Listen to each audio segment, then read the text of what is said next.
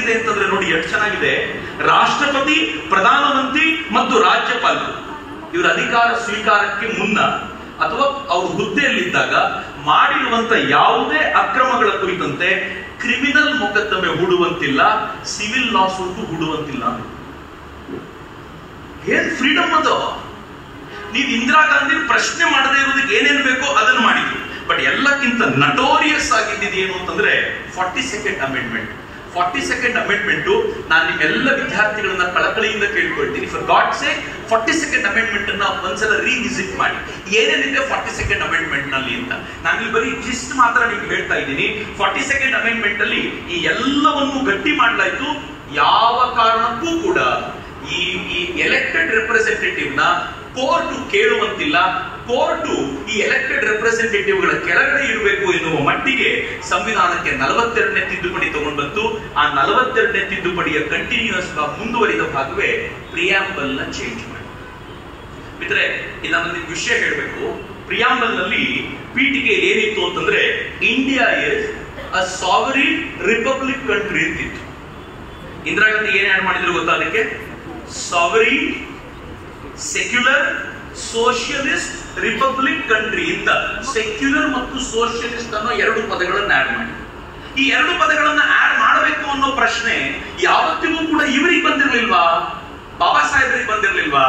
KT. Shah ಅಂತ ಒಬ್ಬ member, ಅವರು ಬಹಳ ಹಿಂದೆಯೇ ಬಾಬಾ ಸಾಹೇಬರು ಚರ್ಚೆಯಲ್ಲಿ ಕೂತಿದ್ದಾಗ ಹೇಳಿದ್ರು, ನಾವು ಸೆಕ್ಯುಲರ್ ಮತ್ತು ಸೋಷಿಯಲಿಸ್ಟ್ ಗಳನ್ನ ಆಡ್ ಮಾಡಬೇಕು ಅಂತ. ಬಾಬಾ ಸಾಹೇಬ್ ಹೇಳಿದ್ರು, ಈ ಸೋಷಿಯಲಿಸ್ಟ್ ಅನ್ನೋ ಪದ ಒಂದು ಏನು, ಇದು ಒಂದು ಚಿಂತನೆ, ಏನು ಎಕನಾಮಿಕ್ ಚಿಂತನೆ. ಈ ಎಕನಾಮಿಕ್ ಚಿಂತನೆ ಕಾಲ ಕಾಲಕ್ಕೆ ಬದಲಾಗಬಹುದು. ನಾವು ಈಗಲೇ ಫಿಕ್ಸ್ ಮಾಡಿಟ್ರೆ ಮುಂದಿನ ಜನಕ್ಕೆ ಇದು ಬೇಡ ಅಂತ ಅನಿಸಿದ್ರೆ ಇದು ಪ್ರಾಬ್ಲಮ್ ಆಗ್ಬಹುದು. ಈ ಕಾರಣಕ್ಕೆ ಸೋಷಿಯಲಿಸ್ಟ್ ನಾವು ಆಡ್ ಮಾಡೋದು ಬೇಡ ಅಂತ ಬಾಬಾ ಸಾಹೇಬ್ ಹೇಳಿದ್ರು. ಸೆಕ್ಯುಲರ್ ಬೇಡ ಅಂತ ಹೇಳುವಾಗ ಬಾಬಾ ಸಾಹೇಬ್ ಹೇಳಿದ್ರು, ಸೆಕ್ಯುಲರ್ ಅನ್ನೋದು ಈ ಇಡೀ ಸಂವಿಧಾನದಲ್ಲೇ ಇದೆ, ಭಾರತೀಯರೊಂದಿಗೆ ಹಾಸು ಹೋಗ್ತಾಗಿದೆ, ಇದನ್ನು ಪ್ರತ್ಯೇಕವಾಗಿ ಆಡ್ ಮಾಡೋದು ಬೇಡ ಅಂತ ಬಾಬಾ ಸಾಹೇಬ್ ಹೇಳಿದ್ರು.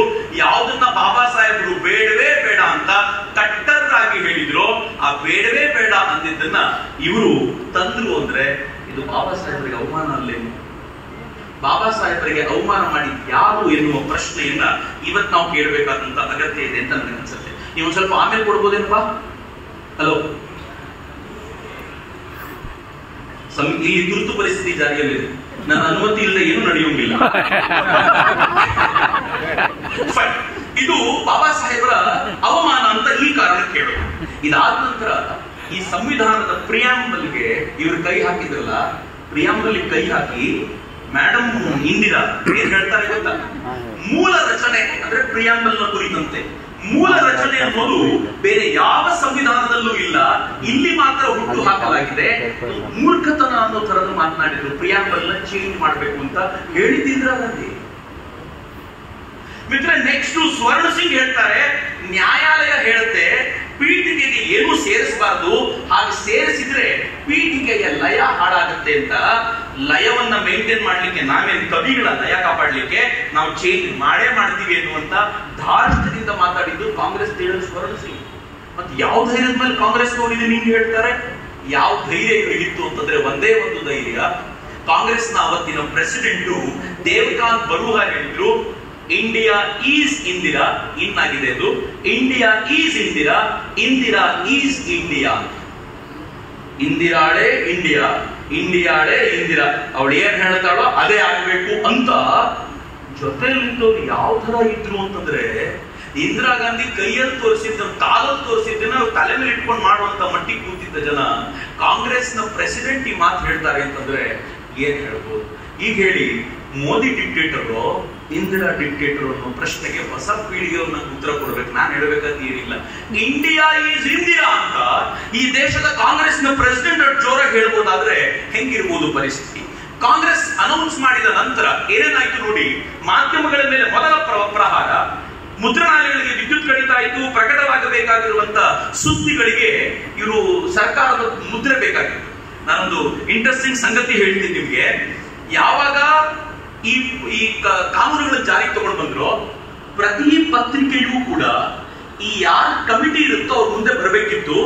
ಏನೇನ್ ಪ್ರಿಂಟ್ ಮಾಡ್ತಾರೆ ಅಂತ ಅವ್ರು ನೋಡಿದ ಮೇಲೆ ಪರ್ಮಿಷನ್ ಕೊಡ್ತಾ ಇದ್ರು. ಅವರು ಅನುಮತಿ ಇಲ್ಲದೆ ಕೊಡ್ತಿರ್ಲಿಲ್ಲ. ಆದ್ರೆ ನಮ್ಮ ಪತ್ರಕರ್ತರು ಸಾಮಾನ್ಯದವರಲ್ಲ. ಅನೇಕ ಪತ್ರಕರ್ತರು ಏನ್ ಮಾಡಿದ್ರು, ಎಲ್ಲ ಪತ್ರಿಕೆಯನ್ನ ನಾರ್ಮಲ್ ಆಗಿ ಪ್ರಿಂಟ್ ಮಾಡ್ತಿದ್ರು, ಎಡಿಟೋರಿಯಲ್ ಕಾಲಮ್ ಮಾತ್ರ ಖಾಲಿ ಬಿಡ್ತಿದ್ರು. ಯಾಕೆ ಅಂತಂದ್ರೆ ಸ್ವಾತಂತ್ರ್ಯ ಹರಣವಾಗಿದೆ, ನಾವು ಬರೆಯಲ್ಲ ಎಡಿಟೋರಿಯಲ್ ಅನ್ನೋದನ್ನ ಸಂದೇಶ ಕೊಡೋದು ಅಂತ. ಅವಾಗ ಕಾಂಗ್ರೆಸ್ಸಿಗೆ ಮೊದಲು ಗೊತ್ತಾಗ್ತಿರ್ಲಿಲ್ಲ. ಖಾಲಿ ಬಿಟ್ಟಿರೋದು ಬಹಳ ಖುಷಿಯಾಗಿತ್ತು, ಬಟ್ ಆಮೇಲೆ ಗೊತ್ತಾಯ್ತು ಖಾಲಿ ಬಿಟ್ಟಿರೋದು ಕೂಡ ಜನಕ್ಕೆ ಸಂದೇಶ ಕೊಡ್ತಿರೋದು ಅವರು ಅಂತ. ಇಂಟ್ರೆಸ್ಟಿಂಗ್ ಪಾರ್ಟ್, ಪತ್ರಿಕೆಗಳಿಗೆ ಖಾಲಿ ಜಾಗಕ್ಕೆ ಅನುಮತಿ ಇಲ್ಲ, ಖಾಲಿ ಜಾಗ ಬಿಡೋಂಗಿಲ್ಲ, ನೀನ್ ಏನಾದ್ರೂ ತುಂಬಿಸ್ಬೇಕು ಅಂತ. ಅದ್ ಇವ್ರೇನ್ ಮಾಡಿದ್ರು ಅಂತಂದ್ರೆ, ಎಲ್ಲೆಲ್ಲಿ ಪ್ರಜಾಪ್ರಭುತ್ವವನ್ನ ಸಂವಿಧಾನವನ್ನ ಎತ್ತಿ ಹಿಡಿದು ಮಹಾತ್ಮ ಗಾಂಧೀಜಿ, ರವೀಂದ್ರನಾಥ್ ಠಾಕೂರ್ ಮಾತಾಡಿರೋ ಸ್ಟೇಟ್ಮೆಂಟ್ಸ್ ಇದೆಯೋ, ಈ ಡಿಕ್ಟೇಟರ್ಶಿಪ್ ಅನ್ನ ಬೈದಿರುವಂತ ಸ್ಟೇಟ್ಮೆಂಟ್ಸ್ ಇದೆಯೋ, ಅದನ್ನೆಲ್ಲ ಪ್ರಿಂಟ್ ಮಾಡ್ಲಿಕ್ಕೆ ಶುರು ಮಾಡಿದ್ರು. Set by Mahatma, set by Rabindranath Tagore. Congress ಮೊದಲು ಗೊತ್ತಾಗಿಲ್ಲ, ಆಮೇಲೆ ಟೆನ್ಷನ್ ಶುರುವಾಯ್ತು, ಇವ್ರು ನಮ್ಮ ವಿರುದ್ಧನೇ ಮಾತಾಡೋದು. ನಿಮ್ಗೆ ಆಶ್ಚರ್ಯ ಅನ್ಸುತ್ತೆ, 1975 ಇಂದ 1977 ವರೆಗೂ ಕಾಂಗ್ರೆಸ್ನ ಕಾಲದಲ್ಲಿ, ಎಮರ್ಜೆನ್ಸಿಯ ಕಾಲದಲ್ಲಿ ಮಹಾತ್ಮ ಗಾಂಧೀಜಿ ಮತ್ತು ರವೀಂದ್ರನಾಥ್ ಠಾಕೂರ್ರ ಹೇಳಿಕೆಗಳಿಗೆ ನಿರ್ಬಂಧ ಇತ್ತು. ತಮಿಳುನಾಡಿನಲ್ಲಿ ಚೋ ರಾಮಸ್ವಾಮಿ ಅಂತಿದ್ದಾರೆ, ತುಗ್ಲಕ್ ಅಂತ ಪತ್ರಿಕೆ, ಅಮೇಜಿಂಗ್ ಮನುಷ್ಯ. ಅವರು ಯಾರನ್ನೂ ಬಿಟ್ಟಿಲ್ಲ, ಎಲ್ಲರನ್ನೂ ಬೈಯೋರು. ಅವ್ರಿಗೊಂದು ತಾಕತ್ತೆ ವಿಶೇಷವಾಗಿತ್ತು. ಅವ್ರೇನ್ ಮಾಡಿದ್ರು ಗೊತ್ತಾ, ಮಹಾತ್ಮ ಗಾಂಧಿ ಹಾಕೋಂಗಿಲ್ಲ, ರವೀಂದ್ರನಾಥ್ ಠಾಕೂರ್ ಹಾಕೋಂಗಿಲ್ಲ. ಇಂದಿರಾ ಗಾಂಧಿನೇ ಎಲ್ಲ ಚೆನ್ನಾಗಿದ್ದಾಗ ಪ್ರಜಾಪ್ರಭುತ್ವವನ್ನ, ಸಂವಿಧಾನವನ್ನ ಹೊಗಳಿ ಅದನ್ನು ಕಾಪಾಡಬೇಕಾಗಿರೋದ್ರ ಬಗ್ಗೆ ಏನೇನ್ ಮಾತಾಡಿದ್ರು ಅದೇ ಸೇರಿ ಹಾಕಿ ಶುರು ಮಾಡಿದ್ರು. ಎಲ್ಲಿಂದ ಬಂದ ಈಗ ಮಿತ್ರ, ಪತ್ರಿಕೆಯವರು ಸಾಧಾರಣವಾದ ಹೋರಾಟ ಮಾಡಲಿಲ್ಲ, ಒಬ್ಬರಿಗಿಂತ ಒಬ್ಬರು. ಎಲ್ಲಿವರೆಗೂ ಎಂತ ಯೂಸ್ಲೆಸ್ ಸೈನ್ಸ್ ಇತ್ತು ಅಂತಂದ್ರೆ, ಜನತಾ ಪರಿವಾರ ಪ್ರತಿಭಟನೆ ವಿಫಲವಾದ್ರೆ ನೀವು ಪೇಪರ್ ಅಲ್ಲಿ ಬರಿಬಹುದು, ಸಫಲವಾದ್ರೆ ಪ್ರಿಂಟ್ ಮಾಡೋಂಗಿಲ್ಲ. ಪ್ರತಿಭಟನೆ ಯಾಕೆ ವಿಫಲವಾಯಿತು ಅಂತ ಡಿಸ್ಕಷನ್ ಮಾಡುವಂಗಿಲ್ಲ, ವಿಫಲವಾಯಿತು ಅಂತ ಅಷ್ಟೇ ಬರೀಬೇಕು. ಏನಿದೆ ಅವಸ್ಥೆ? ಇದೇ ಗುಜರಾತ್ ಮುಖ್ಯಮಂತ್ರಿ, ಅಲ್ಲಿ ಕಾಂಗ್ರೆಸ್ನ ಮುಖ್ಯಮಂತ್ರಿ ಇರಲಿಲ್ಲ, ಅವ್ರು ಯಾವ ಹೇಳಿಕೆ ಕೊಟ್ಟರು ಆ ಹೇಳಿಕೆ ಪತ್ರಿಕೆಗಳಲ್ಲಿ ಬರಬಾರ್ದು, ಬಂದ್ರೆ ಅವರಿಗೆ ಈ ಅವಕಾಶ ಇಲ್ಲ ಅಂತ ಹೇಳಿದ್ರು. ಎಲ್ಲಿವರೆಗೂ ಅಂತಂದ್ರೆ, ಎಲ್ಲ ಪತ್ರಿಕೆಗಳು ಸಂಸತ್ ಭವನದ, ನಮ್ಗೆ ವಿಧಾನಸೌಧ ಇದೆಯೋ ದೆಹಲಿಯಲ್ಲಿ ಸಂಸತ್ ಭವನ ಹಾಗೆ ಇದೆ, ಈ ಸಂಸತ್ ಭವನದಲ್ಲಿ ಮೊದಲನೇ ಮಹಡಿಯಲ್ಲಿ 64ನೇ ಕೊಠಡಿಯನ್ನ ಅವರು ಸೆನ್ಸಾರ್ ಕೊಠಡಿ ಅಂತ ಮಾಡಿದ್ರು. ಅಲ್ಲೊಂದು 8 ಜನ ಕೂತಿರ್ತಿದ್ರು. ಬೆಳಿಗ್ಗೆ 10 ಗಂಟೆಯಿಂದ ಮಧ್ಯಾಹ್ನ 3 ಬೆಳಗಿನ ಜಾವ 3:30 10 ಗಂಟೆವರೆಗೂ, 10 ಗಂಟೆಯಿಂದ ರಾತ್ರಿ 3:30ವರೆಗೂ 2 ಪಾಳಿಯಲ್ಲಿ ಕೂತ್ಕೊಂಡು ಎಲ್ಲ ಪೇಪರ್ ತರಿಸಿ ಅಲ್ಲಿ ಓದಿ ಯಾವ್ಯಾವ ಪ್ಯಾರಾಗ್ರಾಫ್ ತೆಗಿಬೇಕು ಏನು ಅಂತ ಅವ್ರು ಹೇಳ್ತಿದ್ರು. ಅದಕ್ಕೆ ತಕ್ಕಂತೆ ಮಾಡಿ ಪ್ರಿಂಟ್ ಮಾಡಬೇಕಾದ ಅನಿವಾರ್ಯತೆ ಪತ್ರಿಕೆಗಳಿಗಿತ್ತು. ಇದು ಇಂದಿರಾ ಕಾಂಗ್ರೆಸ್ ಹೊರೆಯು ಹಿಂಗಿತ್ತು ಎಮರ್ಜೆನ್ಸಿಯ ಕಾಲ ಅಂತ. 3 ವರ್ಗೀಕರಣ ಪತ್ರಿಕೆಗಳಿಗೆ ಮಾಡಿದ್ರು. ಎಲ್ಲ ಪ್ರೆಸ್ನವ್ರು ಇರೋದ್ರಿಂದ ಇದನ್ನು ಸ್ವಲ್ಪ ಎಕ್ಸ್ಟೆಂಡ್ ಮಾಡಿ ಹೇಳ್ತೀನಿ ನಾನು. ವರ್ಗೀಕರಣ ಏನಲ್ಲಿ ಸ್ನೇಹಿ ಪತ್ರಕರ್ತರು, A+, ಅವರು ಪರಮ ಸ್ನೇಹಿ, ಅವರು ನಮಗಿಂತ ಹೆಚ್ಚು ಎಮರ್ಜೆನ್ಸಿ ಸಪೋರ್ಟ್ ಮಾಡ್ತಾರೆ. ಎರಡನೇದು ಪರವಾಗಿಲ್ಲ, ಅವನು ಎಮರ್ಜೆನ್ಸಿ ವಿರೋಧ ಮಾಡ್ತಾ ಇಲ್ಲ, ನಮ್ ವಿರೋಧ ಮಾಡ್ತಿಲ್ಲ. ಮೂರನೇವನು ಡೇಂಜರ್, ಈಗ ಪರವಾಗಿದ್ದಂಗೆ ಕಾಣ್ತಾನೆ, ಸಣ್ಣಕ್ಕೆ ವಿರೋಧದೇನೋ ಬರೆದೋಡ್ತಾನೆ, ಡೇಂಜರ್ ಅಂತ. ಈ ತರ 3 ಕ್ಯಾಟಗರಿ ಇತ್ತು. ಈ ಮೊದಲನೇ ಕ್ಯಾಟಗರಿಯಲ್ಲಿ, ಪರಮ ಸ್ನೇಹಿ ಕ್ಯಾಟಗರಿಯಲ್ಲಿ ದಿ ಹಿಂದೂ, ಮಲಯಾಳಂ ಮನೋರಮಾ ಈ ಪತ್ರಿಕೆಗಳಿದ್ವು. ಪರವಾಗಿಲ್ಲ ಅದರಲ್ಲಿ ಹಿಂದೂಸ್ತಾನ್ ಟೈಮ್ಸ್ ಇತ್ತು. ಎಚ್ಚರಿಕೆ ಇರಬೇಕು, ಟೈಮ್ಸ್ ಆಫ್ ಇಂಡಿಯಾ, ಇವ್ರು ಪರವಾಗೂ ಬರೀತಿದ್ರು, ನಿಧಾನವಾಗಿ ಯಾವಾಗಲೂ ಒಂದ್ಸಲ ಗೂಗ್ಲಿ ಹಾಕ್ಬಿಡ್ತಿದ್ರು, ಗೊತ್ತಾಗ್ತಿರ್ಲಿಲ್ಲ ಅವರಿಗೆ. ವಿರೋಧಿ ಪತ್ರಿಕೆಗಳು ಹೆಂಗಿರ್ತಿದ್ವು ಅಂತಂದ್ರೆ, ಪರಮ ವಿರೋಧಿ B+, ಅವನ್ ಎಂತ ವಿರೋಧಿ ಅಂತಂದ್ರೆ ಅವನನ್ನ ಹೆಂಗಾದ್ರೂ ಮಾಡಿ ಮಟ್ಟ ಹಾಕಬೇಕು ಅಂತ. ಇಂಡಿಯನ್ ಎಕ್ಸ್ಪ್ರೆಸ್, ಕನ್ನಡಪ್ರಭ ಹಿಂಗಿತ್ತಂತೆ. ಎರಡನೇದು ಸಾಮಾನ್ಯ ವಿರೋಧಿ, ಅವ್ರು ತುಂಬಾ ಕಟ್ಟರ ವಿರೋಧಿಗಳಲ್ಲ, ನಮ್ ಪರವಾಗಿರೋರಲ್ಲ. ಮೂರನೇದಿತ್ತು ಅವ್ನು ಬದಲಾಗ್ಬಿಡ್ತಾನೆ, ಬೇಕಿದ್ರೆ ಸ್ವಲ್ಪ ದುಡ್ಡಿಗೆ ಜಾಸ್ತಿ ಕೊಟ್ರೆ ಅವ್ನು ನಮ್ ಪಾಸಿಟಿವ್ ಆಗಿ ಬರೀತಾನೆ ಅಂತವನ್ನ 3ನೇ ಕ್ಯಾಟಗರಿಯಲ್ಲಿ ಇಟ್ಟಿದ್ರು. ಇನ್ ತಟಸ್ಥ ಅಂತ ಒಂದು ಟೀಮ್ ಇತ್ತು, ಅದು ನಿಮ್ ಪರವಾಗಿ ಬರೀತಿರ್ಲಿಲ್ಲ, ನಿಮ್ ವಿರುದ್ಧವಾಗಿ ಬರೀತಿರ್ಲಿಲ್ಲ, ನಾವು ಸೈಲೆಂಟ್ ಆಗಿರ್ತೀವಿ ಅಂತ ಬರೀತಿದ್ರು. ಪ್ರಜಾವಾಣಿ ಆ ಗ್ರೂಪಲ್ಲಿ ಇತ್ತು ಕರ್ನಾಟಕ. ಇವತ್ತು ಹಂಗೆ. ಸೊ ಹೀಗೆ ಭಿನ್ನ ಭಿನ್ನ ಪತ್ರಿಕೆಗಳನ್ನ ಹೆಂಗ್ ಕಂಟ್ರೋಲ್ ಮಾಡಿದ್ರು ಅಂತ. Next I will say you ಹೇಗಾಯ್ತು ಅಂತ.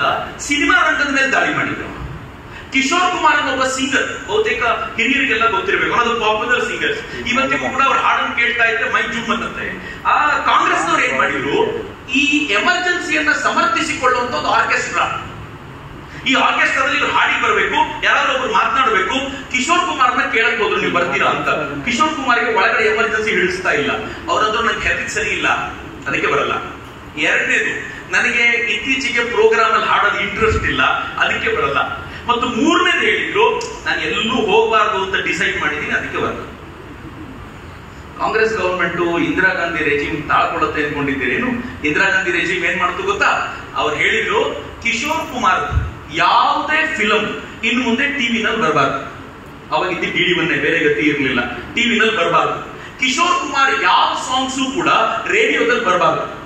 ಮೂರನೇದು, ಕಿಶೋರ್ ಕುಮಾರ್ ಹಾಡಿರುವಂತ ಗ್ರಾಮಾಫೋನ್ಸ್ ಏನ್ ಸೇಲ್ ಆಗುತ್ತೆ ಅದನ್ನ ತಡಿಬೇಕು. ಆ ಗ್ರಾಮಾಫೋನ್ ಯಾರು ಪ್ರಿಂಟ್ ಮಾಡ್ತಾರೋ ಆ ಕಂಪನಿಗಳ ಮೇಲೆ ಕೇಸ್ ಹಾಕ್ಬೇಕು. ಕೊನೆಗೆ ಅವ್ರ ಹಾಡುಗಳನ್ನ ರೆಕಾರ್ಡ್ ಮಾಡೋ ಕಂಪನಿ ಹೇಳ್ತು, ಕಿಶೋರ್ ಕುಮಾರ್ ಇಂದ ನಾವು ಹಾಡಿಸೋದೇ ಇಲ್ಲ, ನಮ್ಮನ್ನ ಮುಂದೆ ಬಿಡಿ ಅಂತ. ಕೊನೆಗೆ ಕಿಶೋರ್ ಕುಮಾರ್ ಏನ್ ಮಾಡಿದ್ರು ಗೊತ್ತಾ? ಆಯ್ತು, ನಿಮ್ ಪ್ರೋಗ್ರಾಮ್ ಎಲ್ಲಿದೆ ಹೇಳಿ, ನಾನು ಬಂದು ಹೋಗ್ತೀನಿ ಅಂತ. ಕಿಶೋರ್ ಕುಮಾರ್ ಬಂದು ಹೋಗಬೇಕಾದಂತ ಪರಿಸ್ಥಿತಿ ಬಂತು. ಯಾವ್ದ್ರಿ ಡಿಕ್ಟೇಟರ್ಶಿಪ್? ಯಾವ್ದ್ರಿ ಡಿಕ್ಟೇಟರ್ಶಿಪ್? ಫೈನ್. ಒಂದು ಇಂಟ್ರೆಸ್ಟಿಂಗ್ ಸ್ಟೋರಿ ನಿಮ್ ಜೊತೆ ಹಂಚ್ಕೊಳ್ಬೇಕು. ಡಿ.ಪಿ. ತ್ರಿಪಾಠಿ ಕಥೆ ಏನ್ ಗೊತ್ತೇನೆ? ಜವಾಹರ್ಲಾಲ್ ನೆಹರು ಯೂನಿವರ್ಸಿಟಿಯ ಸ್ಟೂಡೆಂಟ್ಸ್ ಲೀಡರ್ ಆಗಿದ್ದ. ಈ ಎಮರ್ಜೆನ್ಸಿ ವಿರುದ್ಧ ಹೋರಾಟ ಮಾಡ್ತಾ ಅವ್ರು ಏನ್ ಮಾಡಿದ್ರು, ಸ್ಟೂಡೆಂಟ್ಸ್ ಎಲ್ಲ ಏನ್ ಮಾಡಿದ್ರು, ನಾವು ಕಾಲೇಜ್ ಬಂದ್ ಮಾಡ್ತೀವಿ ಅಂತ ಯೂನಿವರ್ಸಿಟಿ ಗೇಟ್ ಅಲ್ಲಿ ನಿಂತರು. ಅವ್ರ ದುರದೃಷ್ಟಕ್ಕೆ ಅದೇ ಕಾಲೇಜಲ್ಲಿ ಮೇನಕಾ ಗಾಂಧಿ ಓದ್ತಾ ಇದ್ರು. Sanjay Gandhi, wife of Sanjay Gandhi. ಮೇನಕಾ ಗಾಂಧಿನ ಇವರು ಡೋರ್ ಅಲ್ಲಿ ಎಂಟ್ರೆನ್ಸ್ ಅಲ್ಲಿ ಸ್ಟಾಪ್ ಮಾಡಿ, ಯಾರು ಕಾಲೇಜ್ ಹೋಗುವಂತಿಲ್ಲ, ವಾಪಸ್ ಹೋಗು ಅಂದ್ಬಿಟ್ರು. ಕಾಲೇಜಿಗೆ ಹೋಗುವಂತಿಲ್ಲ ಅಂತಂದ್ರೆ ನಮ್ಗೆಲ್ಲ ಖುಷಿ, ಒಂದಿನ ರಜಾ ಆಯ್ತಲ್ಲ ಅಂತ. ಮೇನಕಾ ಗಾಂಧಿ ಕೋಪ ಬಂತು, ನನಗೆ ಕಾಲೇಜಿಗೆ ಬಿಡ್ಲಿಲ್ಲ. ಯಾರು? ನಾನು ಇಂದಿರಾ ಗಾಂಧಿ ಸೊಸೆ, ನನಗೆ ಬಿಡಲ್ಲ ಅಂದ್ರೆ ಏನ್ ಅರ್ಥ ಅಂತ ಮೇನಕಾ ಗಾಂಧಿ ಏನ್ ಮಾಡಿದ್ರು ಗೊತ್ತಾ? ಮನೆಗೆ ಹೋಗಿ ಯಜಮಾನ್ರಿಗೆ ಕಂಪ್ಲೇಂಟ್ ಕೊಟ್ರು, ಅತ್ತೆ ಕಂಪ್ಲೇಂಟ್ ಕೊಟ್ರು. ಪರಿಣಾಮ ಯಾವನೋ ಅಡ್ಡ ಹಾಕಿದ್ರು, ಡಿ.ಪಿ. ತ್ರಿಪಾಠಿ ಕರ್ಕೊಂಡು ಬಂದಿ ಅಂತ. ತಕ್ಷಣ DIG ಫೋನ್ ಹೋಯ್ತು. DIG ಹೇಳ್ದ, ಇಂದಿರಾ ಗಾಂಧಿ ಕಾಲಲ್ಲಿ ತೋರಿಸಿದ ತಲೆ ಮೇಲೆ ಉಟ್ಕೊಂಡು ಮಾಡೋರಲ್ಲ ಇವರೆಲ್ಲ, ಈಗ್ಲೇ ಕರ್ಕೊಂಡು ಹೋಗ್ತೀನಿ ಅಂತ ಏನ್ ಮಾಡಿದ್ರು, ಜೈಲಿಗೆ ಹೋದ್ರು. ಡಿ.ಪಿ. ತ್ರಿಪಾಠಿ ಯಾರು ಗೊತ್ತಾಗ್ಬೇಕಲ್ಲ. ಯಾರೋ ಹುಡುಗ ನಿಂತಿದ್ದ, ಬಾ ನೀ ಕೂತ್ಕೋ, ಡಿ.ಪಿ. ತ್ರಿಪಾಠಿ ಯಾರು ತೋರಿಸು. ಅವನಂದ, ಸರ್ ನೀ ಕಾಲೇಜ್ ಅವನೇ ಅಲ್ಲ, ಆದ್ರೂ ಪರವಾಗಿಲ್ಲ ಕೂತ್ಕೊಂಡು ಕೂರಿಸ್ಕೊಂಡ್ರು. ಅದೇ DIG ಗಾಡಿ, DIG ಡ್ರೈವ್ ಮಾಡ್ತಿದ್ದಾರೆ, ಬಿಂದರ್ ಅಂತ ಅವ್ರ ಹೆಸರು. ಡ್ರೈವ್ ಮಾಡಿ JNU ಮುಂದೆ ಹೋದ್ರು. ಸರ್ ಇವನೇ ಡಿ.ಪಿ. ತ್ರಿಪಾಠಿ ಅಂತ ಅವ್ರನ್ನ ಅರೆಸ್ಟ್ ಮಾಡಿದ್ರು. ಅರೆಸ್ಟ್ ಮಾಡಿ ಕರ್ಕೊಂಡು ಹೋದ್ರು. ತಕ್ಷಣ ಇಂದಿರಾ ಗಾಂಧಿ ಫೋನ್ ಸಿಕ್ಕಿದ, ತ್ರಿಪಾಠಿ ಸಿಕ್ಕಿದ ಅಂತ ಅನೌನ್ಸ್ ಮಾಡಿದ್ರು. ತ್ರಿಪಾಠಿ ಕರ್ಕೊಂಡೋದ್ರು, ಚೆನ್ನಾಗಿ ಬಡದ್ರು, ಹೊಡೆದ್ರು, ಎಲ್ಲ ಮಾಡಿದ್ರು. ಅವ್ನು ಹೇಳ್ದ, ನಾನು ತ್ರಿಪಾಠಿ ಅಲ್ಲ ಸರ್, ನನ್ನ ದೇವರಾಣೆಗೂ ತ್ರಿಪಾಠಿ ಅಲ್ಲ ಸರ್, ನನ್ನ ಹೆಸರು ಪ್ರವೀರ್ ಪುರಕಾಯಸ್ಥ. ಇನ್ನೂ ಎರಡು ಸುಳ್ಳು ಹೇಳ್ತೀಯ ಅಂತ. ಒಂದ್ ತಿಂಗಳಾದ್ಮೇಲೆ ಗೊತ್ತಾಯ್ತು ಇವನು ಡಿ.ಪಿ. ತ್ರಿಪಾಠಿ ಅಲ್ಲ ಅಂತ. ಆದ್ರೆ ಅವ್ನು ಹಿಡ್ಕೊಂಡ್ ಬಂದ್ಬಿಟ್ಟಿದೀನಿ ಅಂತ ಹೇಳಿದಾನೆ. ಈಗ ಇವನ್ ಅಲ್ಲ ಅಂತ ವಾಪಸ್ ಬಿಟ್ರೆ ಮೇಡಮ್ಗೆ ಮುಖ ತೋರಿಸೋದು ಹಿಂಗೆ, ಇವನನ್ನ ಯಾರಿಗೂ ಗೊತ್ತಿಲ್ಲದ ಜೈಲಿಗೆ ಕಳ್ಳು, ಡಿ.ಪಿ. ತ್ರಿಪಾಠಿ ಒಳಗಿದ್ದಾನೆ ಅಂತ. ಒಂದ್ 4-5 ತಿಂಗಳಾದ್ಮೇಲೆ ಒರಿಜಿನಲ್ ಡಿ.ಪಿ. ತ್ರಿಪಾಠಿ ಸಿಕ್ಕಿದ.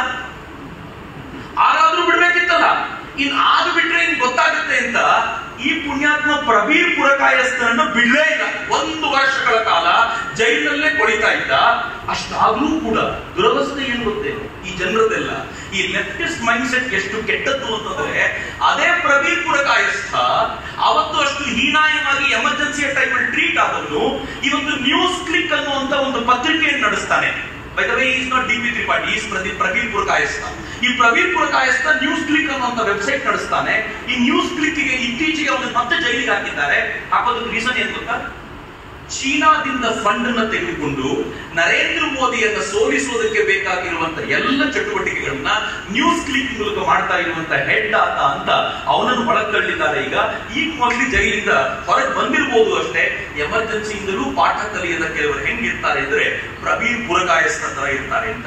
ಹಾಗಂತ ಬರೀ ಪತ್ರಕರ್ತರನ್ನ, ಸಿನಿಮಾದವ್ರನ್ನ ಮಾತ್ರ ಅಲ್ಲ, ಇವ್ರು ಇಂಡಸ್ಟ್ರಿಯಲ್ಗೂ ಬಿಡ್ಲಿಲ್ಲ ಮಿತ್ರ. ಈಗ P.N. ಹಸ್ಕರ್ ಅಂತ, ಈ P.N. ಹಸ್ಕರ್ ಇಂದಿರಾ ಗಾಂಧಿ ಒಂದಿನ ಹೋಗಿ ಹೇಳ್ದ, ನಿಮ್ ಮಗ ನಿಮ್ಗೆ ಬಹಳ ಮಾಡಬಾರದನ್ನ ಮಾಡ್ತಾನೆ, ಅವನ್ ಮಾರುತಿ ಕಂಪನಿ ನಡೆಸಿ ಇಂಡಿಯಾದ ಫೋರ್ಡ್ ಆಗ್ಲಿ, ಆದ್ರೆ ಪ್ರಧಾನಮಂತ್ರಿ ಕಚೇರಿ ಇದಕ್ಕೋಸ್ಕರ ಬಳಸ್ಕೊಳ್ಬಾರ್ದು, ಇದರಿಂದ ನಿಮ್ಗೆ ತೊಂದರೆ ಆಗುತ್ತೆ ಅಂತ ಹೇಳಿದ್ರು.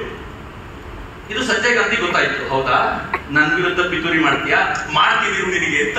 ಇವನನ್ನೇನು ಮಾಡ್ಲಿಕ್ಕಾಗಲಿಲ್ಲ. ಉಲ್ಟಾ ಏನಾಯ್ತು ಗೊತ್ತಾ, ಇವನ್ ಪರಿವಾರದವರು ಯಾವ ಬಿಸ್ನೆಸ್ ನಡೆಸ್ತಾರೋ ನೋಡುದ, ಪಂಡಿತ್ ಬ್ರದರ್ಸ್ ಅನ್ನೋ ಹೆಸರಲ್ಲಿ ಅವರೊಂದು ಬಾಂಬೆ ಡೈನ್ ಡೀಲರ್ ಆಗಿದ್ರು. ಆ ಅಂಗಡಿಗೆ ಹೋದ್ರು. ಅಂಗಡಿಗೆ ಹೋಗಿ ಆ ಅಂಗಡಿ ಮೇಲೆ ದಾಳಿ ಮಾಡಿದ್ರು, ಐಟಿ ರೈಡ್ ಮಾಡಿದ್ರು. ಏನು ಸಿಗಲಿಲ್ಲ. ಕೊನೆಗೆ ಈ ವ್ಯಾಪಾರದ ಕೆಲವು ರೂಲ್ಗಳನ್ನು ಹಿಡ್ಕೊಂಡು ಇದ್ರ ಮೇಲೆ ರೇಟ್ ನಮೂದಿಸಿಲ್ಲ ಅಂತ 1-2 ಬಟ್ಟೆಯನ್ನು ತೋರಿಸಿ ನಿಮ್ಮನ್ನು ಜೈಲಿಗೆ ಹಾಕ್ತೀವಿ ಅಂತ ಆರ್.ಎನ್. ಹಸ್ಕರ್, ಇವರ ಚಿಕ್ಕಪ್ಪನ ಮಗ, ಮತ್ತು ಕೆ.ಪಿ. ಮುಶ್ರಾನ್ ಇಬ್ಬರನ್ನು ಜೈಲಿಗೆ ಹಾಕ್ಲಿಕ್ಕೆ ಕರ್ಕೊಂಡು ಹೋದ್ರು. ಆರ್.ಎನ್. ಹಸ್ಕರ್ ವಯಸ್ಸು ಎಷ್ಟಾಗಿತ್ತು ಗೊತ್ತಾಗ? 84 ವರ್ಷ ಆಗಿತ್ತು. ಮುಷ್ರನ್ ವಯಸ್ಸು 75 ವರ್ಷ ಆಗಿತ್ತು. ಈ ವಾಸ್ ಬೆಡ್ ರಿಡನ್. ಇಬ್ಬರನ್ನು ಪೊಲೀಸರು ದರ ಎಳ್ಕೊಂಡು ಹೋದ್ರು. ಪುಣ್ಯ ಅವರಿಗೆ ಇಂದಿರಾ ಗಾಂಧಿ ಸ್ವಲ್ಪ ಹತ್ತಿರ ಸಂಪರ್ಕ ಇದ್ದಿದ್ರಿಂದ ಇಂದಿರಾ ಗಾಂಧಿ ಇಬ್ಬರನ್ನೂ ಜೈಲಿಂದ ಆಚೆ ಕರ್ಕೊಂಡು ಬಂದ್ರು. ಆದರೆ ವ್ಯವಹಾರ ಕ್ಷೇತ್ರವನ್ನ ತಮ್ಮ ಹಿತಾಸಕ್ತಿಗೋಸ್ಕರ ಇಂದಿರಾ ಗಾಂಧಿ ಹೀಗೆ ಬಂಧಿಸಿದ್ರು. ಬರೀ ಇಷ್ಟೇ ಅಲ್ಲ, ಇಲ್ಲ ಯಾವ್ದಾದ್ರು ಗವರ್ಮೆಂಟ್ ಸರ್ವೆಂಟ್ ಇದ್ರೆ ಆಶ್ಚರ್ಯ ಅನ್ಸುತ್ತೆ ನಿಮ್ಗೆ, ಸರ್ಕಾರಿ ನೌಕರನ್ನ ಕಾಲಕಸ ಮಾಡ್ಕೊಂಡ್ರು. ಹೆಂಗೆ ಅಂತಂದ್ರೆ 1977 ಎಲೆಕ್ಷನ್ ಹೋಗ್ಲಿಕ್ಕೆ ಅವರಿಗೆ ಕರಪತ್ರಗಳು ಬೇಕಾಗಿತ್ತು. ಇಂಗ್ಲಿಷ್ ನಲ್ಲಿರೋ ಕರಪತ್ರವನ್ನ 10 ಭಾಷೆಗಳಿಗೆ ಅನುವಾದ ಮಾಡಬೇಕಿತ್ತು. ಯಾರು ಮಾಡ್ಕೊಡ್ತಾರೆ? ಸರ್ಕಾರಿ ನೌಕರರು. ಈ ಆಲ್ ಇಂಡಿಯಾ ರೇಡಿಯೋದಲ್ಲಿ ಯಾರ್ಯಾರು ಬೇರೆ ಭಾಷೆಗಳಲ್ಲಿ ಇರ್ತಾರೋ ಎಲ್ಲರೂ ಎತ್ತಾಕೊಂಡು ಬಂದ್ರು. ದರ್ಶನ್ ಶೆಟ್ಟಿ ಕರ್ಕೊಂಡು ಬಂದಲ್ಲ, ಸೇಮ್ ಹೋಗಿ ಎತ್ತಾಕೊಂಡು ಬಂದಿದ್ದು. ಕರ್ಕೊಂಡು ಬಂದು ಒಂದ್ ಕಡೆ ಕೂಡ ಹಾಕೊಂಡು ಒಂದು ಸರ್ಕಾರಿ ಕಚೇರಿಯಲ್ಲಿ ಕೂಡ ಹಾಕೊಂಡು ಲಾಕ್ ಮಾಡಿದ್ರು ಹೊರಗಡೆಯಿಂದ. You know what they said? ಈ ಕರಪತ್ರವನ್ನ 10 ಭಾಷೆಗಳಿಗೆ ಅನುವಾದ ಮಾಡಬೇಕು ನೀವೆಲ್ಲರೂ ಕೂತ್ಕೊಂಡು. ಅದೇ ನಿಮ್ ಕೆಲಸ. 10 ಭಾಷೆಗಳಿಗೆ ಅನುವಾದ ಮಾಡಿದ ನಂತರ ಹೊರಗೆ ಹೋಗ್ಬೇಕು. ಊಟ ತಿಂಡಿ ಎಲ್ಲ ಇಲ್ಲಿ ಬರುತ್ತೆ. ಯಾರು ಯಾರಿಗೆ ಹೇಳುವಂತಿಲ್ಲ ಅಂತ ಅವರನ್ನು ಒಂದ್ ಇಡೀ ದಿನ ಒಳಗಡೆ ಲಾಕ್ ಮಾಡಿ ಕೂರಿಸ್ಕೊಂಡು ಅವ್ರ ಹತ್ರ ಅನುವಾದ ಮಾಡಿಸ್ಕೊಂಡ್ರು. ಕೊನೆ ಕಾಂಗ್ರೆಸ್ ಪಾರ್ಟಿಗೆ ಅನ್ನಿಸ್ತು ಇದು ಪಾರ್ಟಿ ಕೆಲಸ, ಇದನ್ನ ನಾವು ಪಾಪ ಅವರಿಗೆ ಫ್ರೀಯಾಗಿ ದುಡಿಸ್ಕೊಂಡಿದೀವಿ ಅಂತ ಅವ್ರಿಗೊಂದು ನಾಮಿನಲ್ ಅಮೌಂಟ್ ನ ಪ್ರಾಬಬ್ಲಿ 100-120 ರೂಪಾಯಿ ಒಬ್ಬೊಬ್ಬರಿಗೆ ಕೊಟ್ಟು ಅವ್ರಿಗೆ ವಾಪಸ್ ಮನೆಗೆ ಕಳಿಸ್ತು. ಆ 120 ರೂಪಾಯಿ ಕೊಟ್ಟ ವೋಚರ್ ಏನಿತ್ತು ಅದರ ಆಧಾರದ ಮೇಲೆ ನೀವು ಈ ಕೆಲಸ ಮಾಡಿಸ್ಕೊಂಡಿ ನಿಜ ಅಂತ ಆಮೇಲೆ ರುಜುವಾತ. ಬರೀ ಇಟ್ ಸಾಕಾಗ್ಲಿಲ್ಲ, ಈ ಪೋಸ್ಟರ್ ಇದೆಯಲ್ಲ, ಈ ತರದ ಪೋಸ್ಟರ್ ಗಳನ್ನ ಅವತ್ತು ಮೊದಲು ಪೇಂಟ್ ಮಾಡಿ ಆಮೇಲೆ ಪ್ರಿಂಟ್ ಮಾಡಿದ್ರು. ಆ ಪೇಂಟ್ ಮಾಡ್ಲಿಕ್ಕೆ ಅಂತ ಸರ್ಕಾರಿ ಕೆಲಸಗಾರನ್ನ ಯಾರ್ಯಾರು ಪೇಂಟರ್ಸ್ ಇದ್ದಾರೋ ಅವ್ರನ್ನ ಕರ್ಕೊಂಡು ಬಂದು ಒಂದ್ ಇಡೀ ದಿನ ಕೂಡ ಹಾಕೊಂಡು ಪೋಸ್ಟರ್ ಗಳನ್ನ ರೆಡಿ ಮಾಡ್ಕೊಂಡಿತ್ತಲ್ಲ, ಇದು ಕಾಂಗ್ರೆಸ್. ಸರ್ಕಾರಿ ನೌಕರರಿಗೆ ನಯಾ ಪೈಸೆ ಕಿಮ್ಮತ್ತಿರಲಿಲ್ಲ. ಒಟ್ಟಲ್ಲಿ ಇದರಿಂದ ಇದ್ದಿದ್ದು ಯಾರು? ನಾನು ಯಾರ ಬಗ್ಗೆನೂ ತುಂಬಾ ಡೀಟೇಲ್ ಹೋಗಲ್ಲ. ಸಂಜಯ್ ಗಾಂಧಿ ಮೇನ್ ಸೂತ್ರಧಾರ. ಸಂಜಯ್ ಗಾಂಧಿಗೆ ಗುರುವಾಗಿದ್ದು ದಿನೇಂದ್ರ ಬ್ರಹ್ಮಚಾರಿ ಅಂತ ಒಬ್ಬ ಯೋಗ ಗುರು. ಆ ಕಡೆ ಸಂಜಯ್ ಗಾಂಧಿ ಟೀಮ್ ನಲ್ಲಿ ಇದ್ದಿದ್ದು ನವೀನ್ ಚಾವ್ಲಾ ಅಂತ ಒಬ್ಬ ಡೇಂಜರಸ್ ಮ್ಯಾನ್. ಇದೆಲ್ಲದರ ಹಿಂದೆ ಇದ್ದಿದ್ದು ಅವನೇ. ಈ ಮುಂದೆ ನಾನು ಹೇಳ್ತೀನಿ ಏನೇನ್ ಮಾಡಿದ ಅವನು ಅಂತ. ನವೀನ್ ಚಾವ್ಲಾ ಕೆಳಗೆ KS ಬಾಜ್ವಾ ಇವಾಗ CID ಮುಖ್ಯಸ್ಥರಾಗಿದ್ರು. ಕಿಶನ್ ಚಂದ್ ಗವರ್ನರ್ ಆಫ್ ಡೆಲ್ಲಿ ಆಗಿದ್ರು. PS ಬಿತ್ತರ್ ನಾನು ಆಗ್ಲೇ ಹೇಳಿದಂತೆ DP ತ್ರಿಪಾಠಿಯನ್ನು ಅರೆಸ್ಟ್ ಮಾಡ್ಕೊಂಡು ಹೋದಂತ DIG. ಈ 3 ಜನ. ಅದು ಬಿಟ್ಟು ಅವರೊಂದು ಗ್ರೂಪ್ ಇತ್ತು. ND Tiwari, PC ಸೇಠಿ, VC Shukla, Bansi Lal ಹರಿಯಾಣದ ಮುಖ್ಯಮಂತ್ರಿ ಆಗಿದ್ರು. ಘನಿಕಾಂತ್ ಚೌಧರಿ ಇದ್ರು. ಸೀತಾರಾಮ್ ಕೇಸರಿ ಕರ್ನಾಟಕದ ಗುಂಡೂರು ಆಗಿದ್ರು. ಇವರು ಕೊಟೇರಿ ಯಾರು ಅಂತ ಬರೆಯೋದು ಯಾರು ಗೊತ್ತಾ? ಸ್ವತಃ ಮಾರ್ಗರೆಟ್ ಆಳ್ವ ತಮ್ಮ ಆತ್ಮಚರಿತ್ರೆಯಲ್ಲಿ ಬರೀತಾರೆ ಸಂಜಯ್ ಗಾಂಧಿ ಇಂಥದ್ದೊಂದು ಕೊಟೇರಿ ಕಟ್ಕೊಂಡಿದ್ದ ಅಂತ. ಈ ಕೊಟೇರಿಯಲ್ಲಿ ರುಕ್ಸಾನಾ ಸುಲ್ತಾನ ಅಂತ ಒಬ್ಬ ಮುಸ್ಲಿಂ ಹೆಣ್ಮಗಳಿದ್ರು. ಸಾಮಾಜಿಕ ನ್ಯಾಯ ಎಲ್ಲ ಹಿಂದೂಗಳೇ ಆದ್ರೆ ತಪ್ಪಾಗುತ್ತೆ ಅಂತ ಒಬ್ಬ ಮುಸ್ಲಿಂ ಹೆಣ್ಮಗಳನ್ನ ಹಾಕೊಂಡ್ರು. ಆಕೆ ಎಲ್ಲಿ ಬಳಸಿದ್ರು ಅಂತ ನಿಮ್ಗೆ ಆಮೇಲೆ ಹೇಳ್ತೀನಿ. ಇಂಟ್ರೆಸ್ಟಿಂಗ್ ಸ್ಟೋರಿ ಅದು. ಮೀಸಾ ಅನ್ನೋ ಕಾನೂನು ತಗೊಂಡ್ಬಂದ್ರು, maintenance of internal security act. ಆ ಮೀಸಾ ಕಾನೂನಿನ ಅಡಿಯಲ್ಲಿ 1012 ಜನರು ಬಂಧಿಸಿದ್ರು. ಅದರಲ್ಲಿ 80 ಜನ ರಾಜಕಾರಣಿಗಳಿದ್ರು, 51 ಜನ ಸರ್ಕಾರಿ ನೌಕರರಿದ್ರು. ಒಟ್ಟು ಬೇರೆ ಬೇರೆ ಕೇಸ್ಗಳಲ್ಲಿ ಬಂಧಿತರಾದವರ ಸಂಖ್ಯೆ 1,11,000. ನೆಕ್ಸ್ಟ್ ಸಂಗತಿ ನೋಡಿ, ನಿಮ್ಮ ನಾಯಿಯೂ ಫೈಟ್ ಮಾಡಲಿಲ್ಲ ಅಂತ ಹೇಳ್ತಾರಲ್ಲ ಅವರು. RSS ನವರು 3,400 ಜನ ಬಂಧಿತರಾಗಿದ್ರು. ಜನಸಂಘ ಬಿಜೆಪಿಯ ಮೂಲ ವರ್ಷನ್ ಅದು 772 ಜನ ಇದ್ರು. ಬರೀ ಸಂಘ ಪರಿವಾರದಿಂದ 4,000ಕ್ಕೂ ಹೆಚ್ಚು ಜನ ಜೈಲುಗಳಲ್ಲಿದ್ರು. CPM ಯಾರಿಗೂ ತುಂಬಾ ಹೋರಾಟ ಮಾಡಿದ್ದೀವಿ ಅಂತ ಹೇಳ್ತಾರೋ 81 ಜನ ಇದ್ರು. ಕಾಂಗ್ರೆಸ್ ಓನ್ ಇಂದ 25 ಜನ ಇದ್ರು. DMK ಇಂದ 5 ಜನ ಇದ್ರು. ಇನ್ನೆಲ್ಲ ಚಳ್ಳಾಪಿಡಿಗಳು 1-2 ಇದ್ರು. ಆದ್ರೆ ಹೈಯೆಸ್ಟ್ ಬಂಧಿತರಾಗಿದ್ದು ಸಂಘ ಮತ್ತು ಸಂಘ ಪರಿವಾರದ ಜನ ಅನ್ನೋದನ್ನ ಇವತ್ತು ನಾವು ಗೌರವಿಸಬೇಕಾದಂತ ಅಗತ್ಯ ಇದೆ. ನಾನಲ್ಲಿ ಇವತ್ತು ಅವರು ಪಟ್ಟ ಯಾತನೆಗಳನ್ನು ತುಂಬಾ ಮಾತಾಡ್ಲಿಕ್ಕೆ ಹೋಗೋದಿಲ್ಲ. ಯಾಕೆ ಅಂತಂದ್ರೆ ಇದು ಅದಕ್ಕಿರೋದಲ್ಲ, ಸಂವಿಧಾನದ ಕುರಿತಂತೆ ಚರ್ಚೆಗಿರೋದು. ಇನ್ನೊಂದು ಭಯಾನಕವಾಗಿರುವಂತ ಸ್ಟೋರಿ ಹೇಳ್ತೀನಿ. ಈ ಇಡೀ ಸ್ಟೋರಿಯಲ್ಲಿ ನನ್ ತುಂಬಾ ಕಾಡುವಂತ story. This boy is Rajan. ಕಲ್ಲಿಕೋಟೆಯಲ್ಲಿ ಇಂಜಿನಿಯರಿಂಗ್ ಮಾಡ್ತಿದ್ದ. ನಮ್ ಹೆಂಗೆ ರೀಜನಲ್ ಇನ್ಸ್ಟಿಟ್ಯೂಟ್ಗಳಿವೆಯೋ ಹಾಗೆ ಕಲ್ಲಿಕೋಟೆ ಇನ್ಸ್ಟಿಟ್ಯೂಟ್. ಇವನು ಲೆಫ್ಟಿಸ್ಟ್ ವಿದ್ಯಾರ್ಥಿ ಅಂತ ಗೊತ್ತಾದ ನಂತರ ಇವನನ್ನ ಅರೆಸ್ಟ್ ಮಾಡಬೇಕು ಅಂತ ಹೇಳಿದ್ರು. ಅರೆಸ್ಟ್ ಮಾಡ್ಲಿಕ್ಕೆ ಅಂತ ಹೋದ್ರು. ಹಾಸ್ಟೆಲ್ ನಲ್ಲಿ ಇದ್ದ ಇವನು ಮತ್ತು ಜೊತೆ ಇಬ್ಬರನ್ನ ಕರ್ಕೊಂಡು ಬಂದ್ರು. ಹಾಸ್ಟೆಲ್ ಪಕ್ಕದಲ್ಲಿದ್ದಂತ ಒಂದು ರೂಮ್ ಅಲ್ಲಿ ಕೂಡ ಹಾಕೊಂಡ್ರು. ಪೊಲೀಸರು ಮನಸ್ಸಿಗೆ ಬಂದಂತೆ ಹೊಡೆದ್ರು. ಹೆಂಗ್ ಹೊಡೆದ್ರು ಅಂತ ಕೇಳಿದ್ರೆ, ಸ್ಕಾಟ್ಲ್ಯಾಂಡ್ ಇಂದ ಟ್ರೈನಿಂಗ್ ತಗೊಂಡ್ ಬಂದಿದ್ದ ಒಬ್ಬ ಪೊಲೀಸು ಒಂದು ದೊಣ್ಣೆಯನ್ನ ಈ ಹುಡುಗನ ತೊಡೆ ಮೇಲಿಟ್ಟು ಎರಡೂ ಕಡೆಯಿಂದ ಒತ್ತಿ ತಳ್ಳದಂತೆ, ಏನೂ ತಪ್ಪೇ ಇಲ್ಲ. ಅವ್ನು ಹೆಂಗ್ ಕೂಗಾಡ್ತಿದ್ದ ಕಿರ್ಚಾಡ್ತಿದ್ದ ಅಂತಂದ್ರೆ ಆಫ್ಟರ್ 1.5 hours ಅವ್ನ್ ಕಿರ್ಚಾಟ ಬಂದಾಯ್ತು. ಅವ್ನ್ ಎಲ್ಲೋದ ಅಂತ ಗೊತ್ತಾಗ್ಲಿಲ್ಲ. ಅವ್ರ ಅಪ್ಪನಿಗೆ ಕಾಲೇಜ್ನವ್ರು ಫೋನ್ ಮಾಡಿ ಹೇಳಿದ್ರು ನಿಮ್ ಮಗನನ್ನ ಅರೆಸ್ಟ್ ಮಾಡ್ಕೊಂಡು ಹೋಗಿದ್ದಾರೆ ಅಂತ. ಅಪ್ಪ ಬಂದ್ರು ಪೊಲೀಸ್ ಹತ್ರ, ಎಲ್ಲಿದ್ದಾನೆ? ನಾವ್ ಯಾರನ್ನೂ ಅರೆಸ್ಟ್ ಮಾಡ್ಲಿಲ್ಲ ಅಂತ ಪೊಲೀಸ್.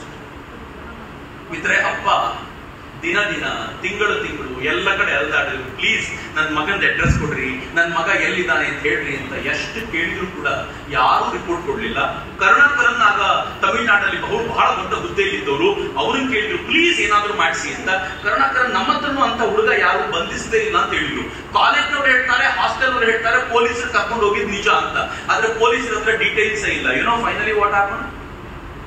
ಕೋರ್ಟಿಗೆ ಹೋದ್ರೆ ಇವೆಲ್ಲ ಮುಗಿದ ನಂತರ ನನ್ನ ಮಗನ್ ತರಿಸ್ಕೊಡಿ, ಅವನ ತಾಯಿ ಹುಚ್ಚಿ ಆಗ್ಬಿಟ್ಟಿದ್ದಾಳೆ ಅಂತ ಕೊನೆಗೆ ಕೋರ್ಟ್ ಆರ್ಡರ್ ಮಾಡ್ತು, ಬರ್ಲೇಬೇಕು ಇದು ಅಂತ. ಕೋರ್ಟ್ ಎಲ್ಲ ವಿಚಾರಣೆ ಶುರು ಮಾಡಿದಾಗ ಒಬ್ಬ ಪೊಲೀಸ್ ಹೇಳಿದ, ಕರೆಕ್ಟು, ನಾವು ಕರ್ಕೊಂಡೋದ್ವಿ ಅವನ್ನ, ಟಾರ್ಚರ್ ಮಾಡ್ತಾ ಇದ್ವಿ, ಸತ್ತು ಹೋಗ್ಬಿಟ್ಟ. We buried him off. ಇನ್ನೂ ಭಯಾನಕವಾದ ಸಂಗತಿ ಏನ್ ಗೊತ್ತಾ? ಆಫ್ಟರ್ ಸಮ್ ಟೈಮ್ಸ್ ಒಬ್ಬ ಡ್ರೈವರ್ ಒಂದಿನ ಅವ್ನು ಕನ್ಫೆಷನ್ ಮಾಡ್ಕೊಂಡ, ಆ ರಾಜನ್ ಬಾಡಿಯನ್ನ, ಸತ್ತೋಗಿರೋ ಬಾಡಿಯನ್ನ ನನ್ನ ಗಾಡಿಗೆ ತುಂಬಿ ಇಂಥ ಜಾಗಕ್ಕೆ ತಲುಪಿಸು ಅಂತ ಕಳಿಸ್ಕೊಟ್ರು. ನಾನು ಅಲ್ಲಿ ಹೋಗಿ ಕೊಟ್ಟೆ. ಅದೊಂದು ದೊಡ್ಡ ಕಸಾಯಿ ಖಾನೆ ಆಗಿತ್ತು. ಆ ಕಸಾಯಿ ಖಾನೆಯಲ್ಲಿ ಅವನ ಬಾಡಿಯನ್ನ ಚೂರು ಪೀಸ್ ಮಾಡಿ ಹಂದಿಗಳಿಗೆ ಫುಡ್ ಅಂತ ಹಾಕಿದ್ರು. This book is about that boy. ಎಮರ್ಜೆನ್ಸಿಯ ಕರಾಳ ಮುಖ. ಮರೆತು ಬಿಡಿ ಅಂತಾರಲ್ಲ ಖರ್ಗೆಯವರೇ, ನಾನ್ ಮರಿತೀನಿ, ಹೊಸ ಪೀಳಿಗೆ ಮರಿಬಹುದು, ನಮ್ಗೆ ಅದ್ರ ಕಷ್ಟ ಗೊತ್ತಿಲ್ಲ. ಇವ್ರ ತಂದೆ, ಇವ್ರ ತಾಯಿ, ಇವ್ರ ಫ್ಯಾಮಿಲಿ, ಇವನ್ ತಮ್ಮ, ಇವನ್ ತಂಗಿ ಯಾರಾದ್ರೂ ಮರಿಲಿಕ್ಕೆ ಸಾಧ್ಯನಾ? ಯಾರಿಗಾದ್ರೂ ಆ ಪುಸ್ತಕ ಓದ್ಬೇಕು ಅಂತಂದ್ರೆ ಇದ್ರ PDF ಡೆಫಿನೆಟ್ಲಿ ಇಂಟರ್ನೆಟ್ ಅಲ್ಲಿ ಅವೈಲೇಬಲ್ ಇದೆ. ಮೆಮೊರೀಸ್ ಆಫ್ ಫಾದರ್ ಅಂತ ಪ್ರೊಫೆಸರ್ TV HR ವ್ಯಾರಿಯರ್ ಅಂತ ಅವರ ಹೆಸರು. ಅವ್ರು ಬರೆದಿರುವಂತ ಪುಸ್ತಕ, ದಯವಿಟ್ಟು ಓದಿ. ತಿಹಾರ್ ಜೈಲಿನ ಗರಿಷ್ಠ ಮಿತಿ 1237 ಇತ್ತು. 4200ಕ್ಕೂ ಹೆಚ್ಚು ಜನರನ್ನ ಬಂಧಿಸಿದ್ರು. ಸಂಜಯ್ ಗಾಂಧಿ ಯಾರೋ ಕೇಳಿದ್ರು ಅಲ್ಲಿ ಕೆಪಾಸಿಟಿ ಇಲ್ಲ ಅಂತ. ಅದಕ್ಕೆ ನವೀನ್ ಚಾವ್ಲಾ ಹೇಳಿದ, ಒಂದ್ ಕೆಲಸ ಮಾಡಿ, ಶೆಡ್ ಹಾಕ್ಬಿಡಿ, ಆಸ್ಬೆಸ್ಟೋಸ್ ಶೀಟು, ಡೆಲ್ಲಿಯಲ್ಲಿ 45 ಡಿಗ್ರಿ ಟೆಂಪರೇಚರ್ ಆವಾಗ ಅದ್ರಲ್ಲಿ ಹಾಕಿ ಸಾಯಿ ಎಲ್ಲ ಒಳಗೆ ಅಂತ. ಇನ್ನೂ ತುಂಬಾ ಜನ ರಾಜಕೀಯ ಕೈದಿಗಳಿದ್ರೆ ಬುದ್ಧಿಮಾಂದ್ಯರ ಟೀಮ್ ಅಲ್ಲಿ ಅವ್ರನ್ನ ಹಾಕ್ಬಿಡಿ, ಸತ್ತೋಗ್ಲಿ ಅಲ್ಲೇ ಇವರು ಅಂತ ಅವ್ರು ಹಂಗ ಹೇಳಿದ್ರು. ಇದು ಎಮರ್ಜೆನ್ಸಿ ಫಾರ್ ಯು. ಎಲ್ಲಕ್ಕಿಂತ ವರ್ಸ್ಟ್ ಏನು ಅಂತಂದ್ರೆ ಸ್ಲಮ್ನ ತೆರವಿನ ಕಾರ್ಯಾಚರಣೆ. ಇಲ್ಲಿನ ಹಿರಿಯರಿಗೆ ಸ್ವಲ್ಪ ಮಟ್ಟಿಗೆ ಕ್ಲೂ ಇರ್ಬೋದು ಅದರದ್ದು. ಈ ಸ್ಲಮ್ಗಳು, ಈ ಸಂಜಯ್ ಗಾಂಧಿ ಒಂದಿನ ಓಡಾಡ್ಬೇಕಾದ್ರೆ ನೋಡ್ದ, ಡೆಲ್ಲಿ ತುಂಬಾ ಚೆನ್ನಾಗಿದೆ, ಆದ್ರೆ ಈ ಸ್ಲಮ್ಗಳೇ ಪ್ರಾಬ್ಲಮ್, ಎಮರ್ಜೆನ್ಸಿ ಟೈಮಲ್ಲಿ ಇದನ್ನು ಖಾಲಿ ಮಾಡಿಸ್ಬಿಡಿ ಅಂತ ತೆರವಿನ ಕಾರ್ಯಾಚರಣೆ ಕೊಟ್ಟ. ಮೊದಲನೇದು ತುರ್ಕ್ಮನ್ಗೆ, ಮುಸಲ್ಮಾನರೇ ಜಾಸ್ತಿ ಇದ್ದಂತ ಜಾಗ, ಇದನ್ನು ತೆರವು ಮಾಡಿ ಅಂತ ಹೇಳ್ದ. ಯಾಕೆ ತೆರವು ಮಾಡಿ ಅಂತ ಹೇಳ್ದ ಗೊತ್ತಾ? ದ ಓನ್ಲಿ ರೀಸನ್ ಇಸ್ ಈ ಸ್ಲಮ್ ತುಂಬಾ ಕೊಳಕಾಗಿದೆ, ಖಾಲಿ ಮಾಡಿಸಿ. ಅಂಧೇರಿಯಾ ಮೋರ್, ಇದೊಂದು ಸ್ಲಮ್, ಈ ಸ್ಲಮ್ ಅನ್ನು ಖಾಲಿ ಮಾಡಿಸಿ ಅಂತ ಯಾಕೆ ಗೊತ್ತಾ? ನನ್ನ ಮನೆಯಿಂದ ನನ್ನ ತೋಟಕ್ಕೆ ಹೋಗ್ಬೇಕಾದ್ರೆ ಈ ಸ್ಲಮ್ ಅಡ್ಡ ಬರುತ್ತೆ, ಇದನ್ನ ಖಾಲಿ ಮಾಡಿಸಿ ಅಂತ. ಯಾರಪ್ಪನ ಮನೆದು? This was emergency.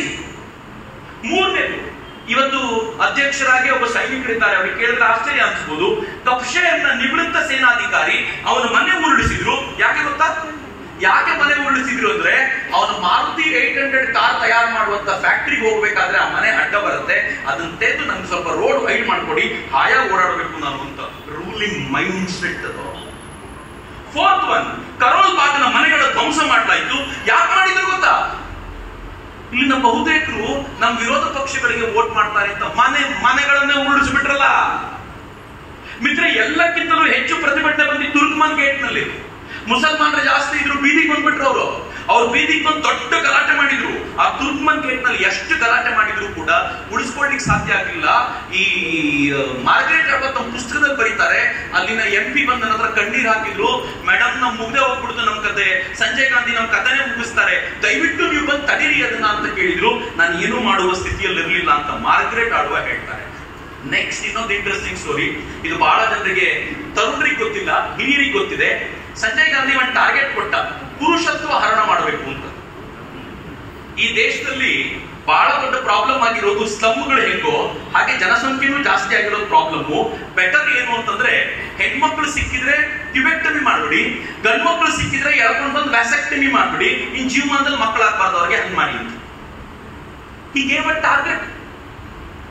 ಟಾರ್ಗೆಟ್ ಹೆಂಗ್ ಕೊಟ್ಟ ಅಂತಂದ್ರೆ, ನೀವು ಹಿಡ್ಕೊಂಡು ಬಂದು ಮಾಡ್ಬೇಕು ಅಷ್ಟೇ ಅಂತ. ಪರಿಣಾಮ ಹೆಂಗ್ ಗೊತ್ತಾ? ದಾರಿಯಲ್ಲಿ ಹೋಗ್ತಾ ಇದ್ರೆ, ಒಬ್ಬ ತರುಣ ಹೋಗ್ತಾ ಇದ್ರೆ, ನಿಂದಾಗಿದ್ಯಾ ನಸ್ಬಂದಿ ಅಂತ ಕರೆಯೋರು ಆಗಿನ ದಿನಗಳಲ್ಲಿ, ನಸ್ಬಂದಿ ಆಗಿದ್ಯಾ ಇಲ್ಲ ಅಂದ್ರೆ ಎತ್ತಾಕೊಂಡು ಹೋಗೋದು, ಕಟ್ ಮಾಡೋದು, ಕಳ್ಸೋದು. ನೀನ್ ಡಿಫೆಕ್ಟಿವ್ ಆಗಿದ್ಯಾ ಕರ್ಕೊಂಡು ಹೋಗೋದು, ಡಿಫೆಕ್ಟಿವ್ ಮಾಡೋದು, ಕಳಿಸ್ಕೊಡೋದು. ಅವ್ರ ಟಾರ್ಗೆಟ್ ಅಚೀವ್ ಮಾಡಬೇಕು. ಯಾಕೆ ಅಂತಂದ್ರೆ ಸಂಜಯ್ ಗಾಂಧಿ ಮುಂದೆ, ಇಂದಿರಾ ಗಾಂಧಿ ಮುಂದೆ ನಿಷ್ಠರು ಅಂತ ತೋರಿಸ್ಕೊಳ್ಬೇಕು ಅಂತ. ಮಿತ್ರ, ಮೊದಲನೇ ವರ್ಷದಲ್ಲಿ ಟಾರ್ಗೆಟ್ ಏನ್ ಕೊಟ್ಟಿದ್ರು ಅದಕ್ಕಿಂತ 7% ಜಾಸ್ತಿ ಅಚೀವ್ ಆಯ್ತು. ಸೆಕೆಂಡ್ ಇಯರ್ ನಲ್ಲಿ ಟಾರ್ಗೆಟ್ ಏನ್ ಕೊಟ್ಟಿದ್ರು ಅದು ಆಲ್ಮೋಸ್ಟ್ ಡಬಲ್ ಅಚೀವ್ ಆಯ್ತು.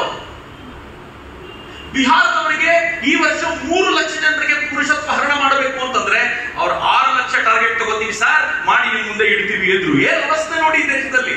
And we speak of dictatorship. Narendra Modi dictator ಅಂತ ಮಾತಾಡ್ತೀವಿ, ಆದ್ರೆ ನನ್ನ ಇಚ್ಛೆ ಇಲ್ಲದೆ ನನ್ನ ಪುರುಷತ್ವದ ಹರಣ ಮಾಡುವ ತಾಕತ್ತನ್ನ ನೀವು ಕೊಟ್ಟಿದ್ಯಾರು ಅಂತ ಯಾರು ಕೇಳಲೇ ಇಲ್ವಲ್ಲ. ಅಂಡ್ ಇನ್ನೂ ದೌರ್ಭಾಗ್ಯದ ಸಂಗತಿ ಏನ್ ಗೊತ್ತಾ, ಇವತ್ತು ಮುಸಲ್ಮಾನರು ಕಾಂಗ್ರೆಸ್ಗೆ ಇಷ್ಟು ವೋಟ್ ಮಾಡ್ತಾರಲ್ಲ, ನನ್ ಆಫ್ ದೆಮ್ ಈ ನಸ್ಬಂದಿಯ ದೊಡ್ಡ ಪ್ರಭಾವವನ್ನ ಎದುರಿಸಿದ್ದು ಮುಸಲ್ಮಾನರು. ಅವರನ್ನು ಯಾವ ಪರಿ ಧ್ವಂಸಗೊಳಿಸಲಾಯಿತು ಅಂತಂದ್ರೆ ಮುಸಲ್ಮಾನರು ತಲೆ ಇಟ್ಕೊಂಡು ತಿರುಗಾಡುವ ಪರಿಸ್ಥಿತಿಯಲ್ಲಿ ಇರಲಿಲ್ಲ. ನಸ್ಬಂದಿ ಮಾಡಿಕೊಂಡ್ರೆ ಮಾತ್ರ ಸಂಬಳ ಅಂತ ಬ್ಯಾಂಕ್ಗಳು ಹೇಳಿದ್ವು. ಅವನು ನಾನು ಮಗು ಆಗದೆ ಇರೋ ತರ ಏನೋ ಒಂದಷ್ಟು ವ್ಯವಸ್ಥೆ ಮಾಡ್ಕೊಳ್ತೀನಿ ಸರ್, ದಯವಿಟ್ಟು ನಸ್ಬಂದಿ ಬೇಡ ಅಂದ್ರೆ ಸಂಬಳನೇ ಇಲ್ಲ ಅಂತಿದ್ರು. ನೀನು ಸಂಬಳ ಬೇಕು ಅಂದ್ರೆ ನಸ್ಬಂದಿ ಮಾಡ್ಕೋ ಅಂತ. ಇದೆಲ್ಲ ಆದ್ಮೇಲೆ ಫೈನಲಿ ಫೈಜಾಬಾದ್ ಅಂದ್ರೆ ಈಗಿನ ಅಯೋಧ್ಯ, ಫೈಜಾಬಾದ್ನ ಒಂದು ಪ್ರಕರಣ ನಡೀತು. ಆ ಪ್ರಕರಣ ಏನಾಯ್ತು ಅಂತ ಕೇಳಿದ್ರೆ, ಒಬ್ಬ ಮೊಹಮ್ಮದ್ ಅಲಿ ಹೈದರ್ ಅಂತ ಒಬ್ಬ ವ್ಯಕ್ತಿ, ಆತ ಮತ್ತು ಅವನ ಜೊತೆ ಇರೋ ಮತ್ತೊಬ್ಬರಿಗೆ ನಸ್ಬಂದಿ ಮಾಡಬೇಕು ಅಂತ ಒತ್ತಾಯ ಮಾಡಿದಾಗ ಆತ ಹೇಳಿದ, ನನ್ನ ಮತ ಗ್ರಂಥ ನಸ್ಬಂದಿಗೆ ನನಗೆ ಅವಕಾಶ ಕೊಡೋದಿಲ್ಲ, ಹಿಂಗಾಗಿ ನಾನು ನಸ್ಬಂದಿ ಒಪ್ಕೊಳ್ಳೋದಿಲ್ಲ ಅಂತ ಅವರು ಹಠ ಹಿಡಿದ ನಂತರ ಆಗೇನಾಯ್ತು ಗೊತ್ತೇನು, ಆಗ ಅವನನ್ನ ಮೀಸಾದಡಿಯಲ್ಲಿ ಬಂಧಿಸಿ ಅವನಿಗೆ ಅಲ್ಲಿ ನಸ್ಬಂದಿ ಮಾಡಿ ಅವನ ಹತ್ರ ಒಂದು ನೋಟ್ ಬರ್ಸ್ಕೊಂಡ್ರು. ಏನ್ ಬರ್ಸ್ಕೊಂಡ್ರು ಅಂದ್ರೆ, ನಾನು ಸ್ವ ಇಚ್ಛೆಯಿಂದ ನಸ್ಬಂದಿ ಮಾಡಿಸ್ಕೊಂಡಿದ್ದೀನಿ ಅಂತ ಅವನ ಹತ್ರ ನೋಟ್ ಬರ್ಸ್ಕೊಂಡ್ರು. ಆ ಸುದ್ದಿಯನ್ನ PN ಧರ್, ಇಂದಿರಾ ಗಾಂಧಿಯ ಪರ್ಸನಲ್ ಅಸಿಸ್ಟೆಂಟ್ ಅಥವಾ ಅವರ ಪರ್ಸನಲ್ ಸೆಕ್ರೆಟರಿ PN ಧರ್ ಹೋಗಿ ಈ ರಿಪೋರ್ಟ್ ಅನ್ನು ತೆಗೆದು ಇಂದಿರಾ ಗಾಂಧಿ ಮುಂದೆ ಇಟ್ಟರು. ಅಲ್ಲಿವರೆಗೆ ಆಗಿರುವಂತ ಎಲ್ಲ ಅತ್ಯಾಚಾರಗಳ ರಿಪೋರ್ಟ್ ಅನ್ನ ಸುಳ್ಳು ಸುಳ್ಳು ಸುಳ್ಳು ಅಂತ ಹೇಳ್ತಿದ್ದ ಇಂದಿರಾ ಗಾಂಧಿ ಇದನ್ನು ನೋಡಿದ ನಂತರ ಬಹಳ ಕುಸಿದು ಬಿದ್ದು, ಅಯ್ಯಯ್ಯೋ ಏನಾಗೋಯ್ತು ಎಮರ್ಜೆನ್ಸಿಯಿಂದ, ನಾನು ಇದನ್ನು ತಡಿಬೇಕು ಅಂತ ಅನ್ಸುತ್ತೆ ಅಲ್ವಾ ಅಂತ ಆಗ ಕೇಳಿದ್ರು. ಆಗ ಜೊತೆಲಿದ್ದವರೆಲ್ಲ ಹೇಳಿದ್ರು, ಮೇಡಮ್ ಈಗ ದೇಶ ಹೆಂಗಿದೆ ಅಂತಂದ್ರೆ ನೀವು ಇದನ್ನ ತಡೆದು ಎಲೆಕ್ಷನ್ ಹೋದ್ರೆ ಮತ್ತೊಮ್ಮೆ ಬಹುಮತ ಬರುತ್ತೆ ನಿಮ್ಗೆ, ಇಡೀ ದೇಶ ನಿಮ್ಗೆ ಸ್ವಾಗತಕ್ಕೋಸ್ಕರ ಕಾಯ್ತಾ ಇದೆ, ದೇಶದಲ್ಲಿ ಟ್ರೈನ್ ಟೈಮಿಂಗ್ ಸರಿಯಾಗಿ ಬರ್ತಿದೆ, ಬಸ್ಸು ಟೈಮಿಂಗ್ ಸರಿಯಾಗಿ ಬರ್ತಿದೆ, ಸ್ಕೂಲ್ಗಳು ಟೈಮ್ ಸರಿಯಾಗಿ ಆನ್ ಆಗ್ತಿವೆ, ಎಲ್ಲವೂ ಟೈಮಿಂಗ್ ನಡೀತಾ ಇದೆ, ಇಡೀ ದೇಶ ಸ್ವರ್ಗಂ. ಇಂದಿರಾ ಗಾಂಧಿ ನಂಬಿಟ್ರದನ್ನ. ದೆನ್ ಇಂದಿರಾ ಗಾಂಧಿ ಸೆಟ್, ತುರ್ತು ಪರಿಸ್ಥಿತಿ ತೆಗೆದು ನಾನು ಎಲೆಕ್ಷನ್ ಹೋಗ್ತೀನಿ ಅಂತ ಅವ್ರು ಎಲೆಕ್ಷನ್ಗೆ ಘೋಷಣೆ ಮಾಡಬೇಕು ಅಂತ ಎಲೆಕ್ಷನ್ ಘೋಷಣೆ ಮಾಡ್ಲಿಕ್ಕೆ ಅವತ್ತಿನ ರಾಷ್ಟ್ರಪತಿಗಳ ಕೈಯಲ್ಲಿ ಕಳಿಸ್ಕೊಟ್ರು. ರಾಷ್ಟ್ರಪತಿಗಳು ಅದಕ್ಕೆ ಎಲೆಕ್ಷನ್ಗೆ ಸೈನ್ ಮಾಡಿ ಎಲೆಕ್ಷನ್ ಘೋಷಣೆ ಮಾಡಿದ್ರು. ಎಲೆಕ್ಷನ್ ರಿಸಲ್ಟ್ ಬಂದಾಗ ಚುನಾವಣೆ ಘೋಷಣೆ ಆಗಿ ಇಂದಿರಾಗೆ ಹೀನಾಯ ಸೋಲಾಗಿತ್ತು. ಹೀನಾಯ ಸೋಲು ಅಂದ್ರೆ ನೀವು ಬಿಲೀವ್ ಮಾಡಲ್ಲ. ಸ್ವಲ್ಪ ಮಟ್ಟಿಗೆ ಆಕೆ ಮಾನ ಉಳಿಸಿದ್ದು ಸೌತ್, ಉಳಿದಂತೆ ನಾರ್ತ್ ನಲ್ಲಿ ಆಕೆ ರೌಟ್ ಆಗಿದ್ರು. 4-6 ಸೀಟುಗಳು ಬಂದಿದ್ದಿರಬಹುದು ಅಷ್ಟೇ ನಾರ್ತ್ ನಲ್ಲಿ, ಉಳಿದಂತೆ ಸೌತ್ ನಲ್ಲಿ ಸ್ವಲ್ಪ ಮಾನ ಉಳಿಸಿದ್ರು. ಯಾಕೆ ಅಂತಂದ್ರೆ ಕರ್ನಾಟಕದಲ್ಲಿದ್ದಂತ CM ಅವರುಗಳಾಗ್ಲಿ ಅಥವಾ ದಕ್ಷಿಣದಲ್ಲಿದ್ದಂತ CMಗಳಾಗ್ಲಿ ಈಕೆ ಏನೇನು ಹೇಳಿದ್ರು ಅದು ಯಾವುದನ್ನು ಹಾರ್ಶ್ ಆಗಿ ಇಂಪ್ಲಿಮೆಂಟ್ ಮಾಡಿರಲಿಲ್ಲ. ನಾರ್ತ್ ಅಲ್ಲಿ ಎಲ್ಲರೂ ಹಾರ್ಶ್ ಆಗಿ ಇಂಪ್ಲಿಮೆಂಟ್ ಮಾಡಿದ್ರಿಂದ ಜನ ರಿವೋಲ್ಟ್ ಮಾಡಿದ್ರು ಮತ್ತು ಎಲ್ಲ ಪ್ರತಿಪಕ್ಷಗಳು ಒಟ್ಟಾಗಿ ಇಂದಿರಾ ಗಾಂಧಿಯನ್ನು ಪೂರ್ಣ ಪ್ರಮಾಣದಲ್ಲಿ ಸೋಲಿಸಿ ಮನೆಗೆ ಕಳಿಸ್ಕೊಟ್ರು. ಇಂದಿರಾ ಹೀನಾಯ ಸೋಲಿನಿಂದಾಗಿ ಭಾರತ ಉಳಿತು. 2024ರಲ್ಲಿ ಇಂಡಿ ಅಲಯನ್ಸ್ ನ ಸೋಲಿನಿಂದಾಗಿ